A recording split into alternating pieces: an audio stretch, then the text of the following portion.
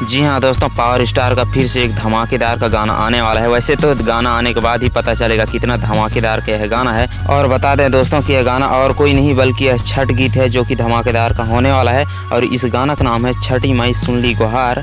और इसमें म्यूजिक दिए हैं प्रियांशु सिंह जी और इस गाना को लिखे हैं अरुण बिहारी जी। और इसका रवि पंडित जी डायरेक्टर हैं, यानी कि निर्देशक डायरेक्टर रवि पंडित जी हैं। और इस गाना में इस वीडियो में एक्ट्रेस हैं आस्था सिंह जी। और इस गाना को रिलीज़ किया जाएगा बे म्यूजिक यूट्यूब चैनल पर कल, यानी कि 8 नवंबर को 2021 8 नवंबर सुबह 6:30 या 15 या 45 इसी 3 समय पर आपको रिलीज़ किया जाएगा बे म्यूजिक पर।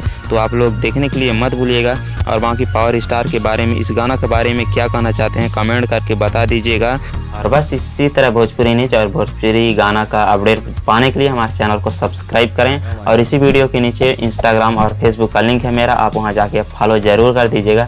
ठीक है, मिलते हैं अगले वीडियो में। और तब तक अपना ख्याल रखिएगा और वीडियो को इसको लाइक ही कर दीजिएगा। ठीक बात।